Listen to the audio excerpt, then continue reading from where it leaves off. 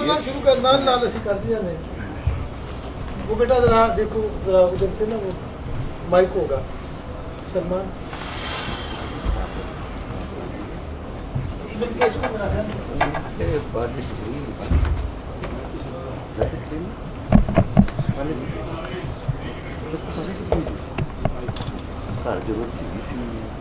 یار ان کو بلا لا کھڑے ان کو آدھا ڈیڑھ کر دو.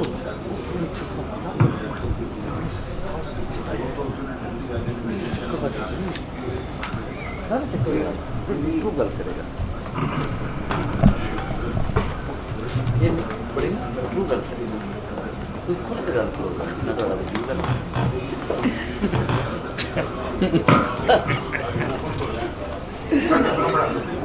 اچھا جلدی جلدی مکمل آئے نا. پھر میں نے بھی نکلنا ہے.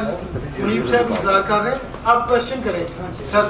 جی کوئی سوال کرنا چاہیے؟ آج بات ہوئی ہے نا عشق کی ہوئی ہے سر, جنون کی ہوئی ہے. جی بیٹا سر ایک تو یہ ہے کہ ہمیں جب علامہ کی شاعری ہم پڑھتے ہیں پرشین ہو یا اردو اس میں یعنی کہ دل کو اتنی زیادہ سپورٹ کیوں یعنی کہ سارا سب جو مطلب عشق کی وجہ سے ہے عقل کے اوپر ایسا لگتا ہے کہ سپیریورٹی نہیں. ایکچولی آپ نے جو بات کی ہے نا اس کو رومی نے کہا ہے. رومی کہتا ہے دل وہ دل نہیں ہے جو آپ کو سینے کے اندر دھڑکتا ہے.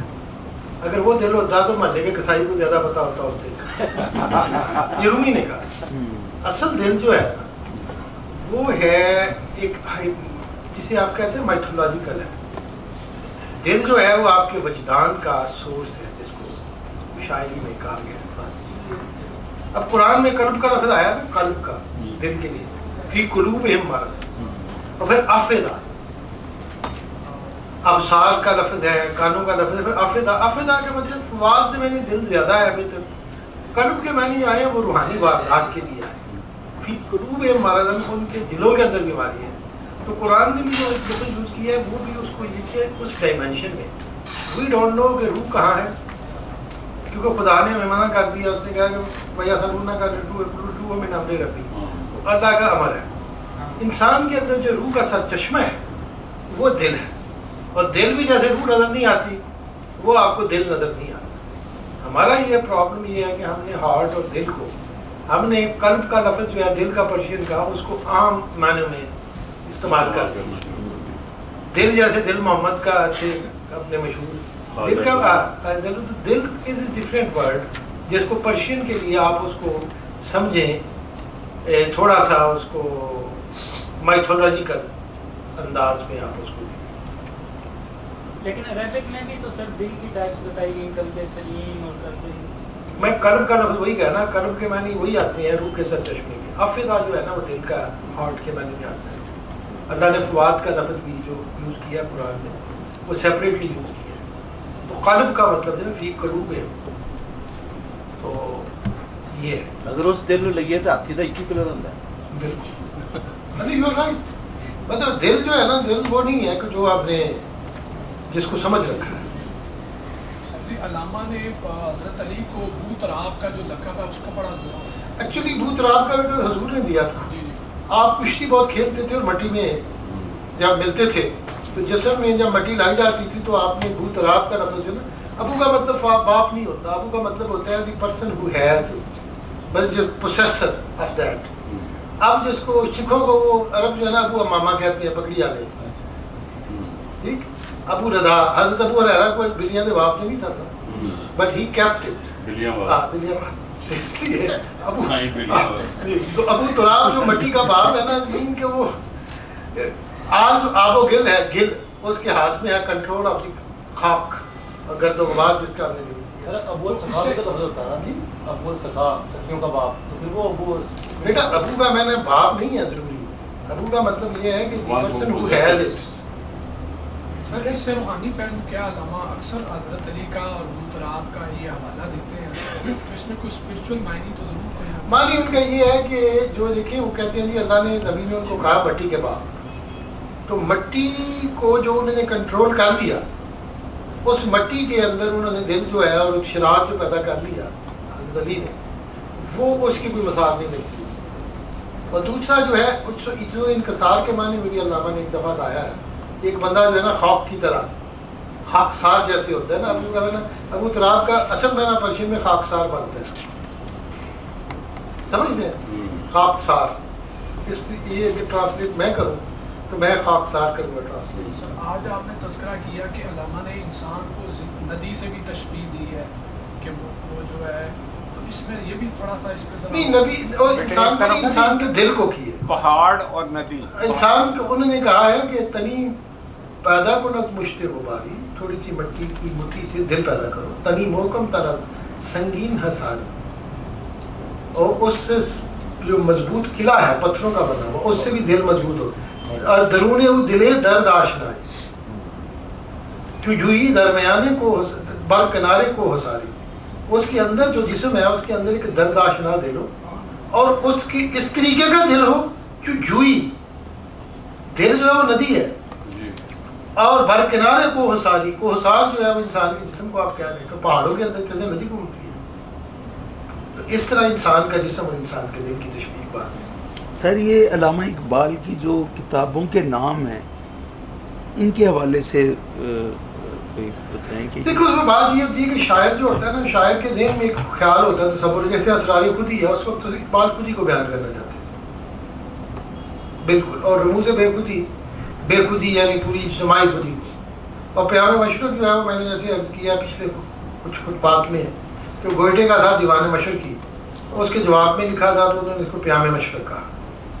جاوید نامہ جو ہے ظاہر ہے ان کے بیٹے کا ان کی نظر میں تھے، اور بیٹے کا نام بھی انہوں نے جاوید کا مطلب ہے حیات جاوید کے ساتھ، تو جاوید نامہ میں جو کہ آخر کے اوپر خطاب میں جاوید ہے، انہوں نے پوری کتاب اس سے کہی۔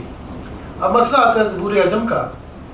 زبور عجم جو ہے کسی نے شخص نے کہا تھا کہ یہ جی اقبال نے کیا کیا ہے، شرک کیا ہے، تو زبور تو مقدس کتاب ہے، صحیفہ آسمانی ہے، تو اس کو تو کیوں کہا ہے زبور عجم، اس کا مطلب انہوں نے عجم کا زبور بنا دیا۔ تو انہوں نے کسی نے کہا یار وہ قرآن ہست قرآن در زبان پہلے کسی نے کہا ہے نا، ٹھیک ہے نا، تو اس کا مطلب یہ نہیں ہوتا کہ زبور عجم جو ہے وہ اس زبور کے معنی میں جائے۔ زبور کا معنی وہ نغمات ہیں، اگر سامز کے معنی جو ہے نغمات کے میں آتے ہیں، حضرت داؤد کے نغمات، اسی طرح زبور عجم کے یہ نغمات ہیں، پرشین ہے، پرشین عجم کی زبان ہے اقبال کے خیال میں، تو وہ اس کو ریپریزنٹ کر رہے ہیں۔ باقی ان کی بانگ درا ہے، بانگ درا بھی ان کے شعر سے ہوتا ہے، زیادہ پیما اقبال کا ترانہ بانگ درا ہے گویا، ہوتا ہے زیادہ پیما پھر کارواں ہمارا، بال جبریل میں جبریل کا پر ہے، اور اس میں جبریل کا ذکر بہت زیادہ ملتا ہے آپ کو بال جبریل میں اگر آپ دیکھیں۔ اسی طرح باقی کتابیں ہیں، ضرب کلیم ہے، جو ضرب کلیمی نہیں رکھتا وہ ہنر کیا، تو وہ اصل میں پہلے شاعر ایک شعر کہتا ہے، پھر اس میں سے ایک لفظ ان کو جب منتخب کر دیتے ہیں، تو اس طرح انہوں نے ان کے رکھے ہیں مفہوم جو ہے میرے خیال کے مطابق۔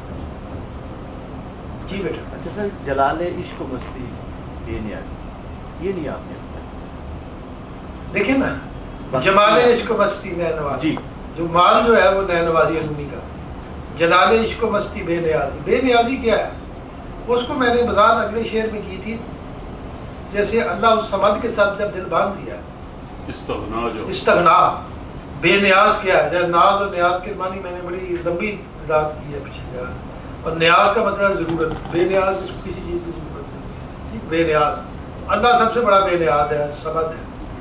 اب وہ کہتے ہیں کہ جو جلال ہے، جلال کس میں ہے، وہ بے نیازی میں، اور اس کو اگر دیکھیں گے تو فقیری میں بھی وہ اللہ والے تھے غیور اتنے کہ منعم کو آگے ڈر سے بخشش کا نہ تھا جاتا، تو وہ فقیری، فقر اور اس کے ساتھ استغنا، کسی چیز سے بے نیاز ہے، ہر چیز سے کسی چیز کی پرواہ نہیں۔ اب کلندر کیا ہے، کلندر جو تو حرف لا الہ کچھ بھی نہیں رکھتا، فقیہ شہر کاروں ہے، لغت ہے حجازی کا، تو وہ جو ہے نا کلندر بے نیاز ہے، اس کو دنیا کی کوئی پرواہ نہیں، اس سے دنیا کو، تو بے نیازی کا مطلب یہ نہیں کہ اب دنیا کو تیاگ دیں، بے نیاز کا مطلب یہ نہیں بادشاہوں کی سلطنت سے بے نیاز ہو جائیں، جیسے انہوں نے اس غزل کے آخر میں کہا جو میں نے زبور عجم سے پڑھی تھی، بات کی جو وضاحت کے اوپر لکھی ہوئی ہے، دراب سجدے ہو یاری سے مسلمان مت آنا، کہ روز فقر دیا گانے معجونین کرنا، بادشاہوں سے بے نیاز ہو جاؤ، دنیا سے بے نیاز، ان لوگوں کی پرواہ نہ کرو، جب تک آپ لوگوں کے اوپر تکیہ کرنا بند نہیں کریں گے،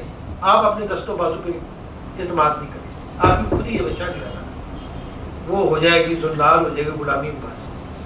نہیں سر، میں کہنا چاہ رہا ہوں کہ یہ جو پہلے جو 3 جو شعر ہے نا ان کے علاوہ ان میں کسی نہ کسی ہستی کو ریپرزینٹ کیا جا رہا ہے، چاہے مولانا روم کو کیا جا رہا ہو یا اس میں حضرت علی کرم اللہ وجہ کو کیا جا رہا ہے، امام راضی کو کیا جا رہا ہے. یہاں پہ کوئی شخص نہیں آتا. نہیں، شخص نہیں آتا، اللہ آتا ہے. بے نیاز میں اللہ الصمد کا جو شعر لایا ہوں نا بےخودی سے، تو وہ یہ ہے کہ انسان اللہ کا خلیفہ ہے اور اللہ والی عادات انسان میں ہیں، ٹھیک، اور اللہ کی ایک عادت ہے بے نیازی، اور اللہ انسان کو بھی کہتا ہے کہ بے نیاز ہو جاؤ. اللہ الصمد بہت بڑی امپورٹنٹ نقطہ ہے جو میں آج پڑھ رہا تھا کسی اور کتاب سے. آج کل مجھے دے گیا 20 کتابیں مولوی ساجد علی، وہ میں مارکنگ کر رہا ہوں اس کے، تو وہ جو ہے میں پڑھ رہا تھا تو سب سے بڑا جو ہے نا اللہ کا نام جو ہے وہ اللہ الصمد ہے. اقبال نے بھی اس کو اللہ، کیونکہ اللہ بے نیاز ہے، اور انسانوں میں بھی اللہ چاہتا ہے بے نیازی ہو. انسانوں میں بندہ یزدان صفات جو اقبال نے کہا ہے نا ایک جگہ، تو بندہ یزدان صفات کیا ہے، وہ بندہ جس میں خدا کی صفات کا نام ہے، خدائی صفات. اور یہ نہیں، خدا نے کہا تھا یہ شرک نہیں ہے. شرک تب ہے جب وہ ہم خدا سے ریپلیس کریں، یہ خدا کی نیابت ہے. واہ، خلیفہ اللہ فی الحال. اور کوئی کوشچن نہیں ہے تو پھر آج نکلتے ہیں. Thank you very much sir. So nice sir.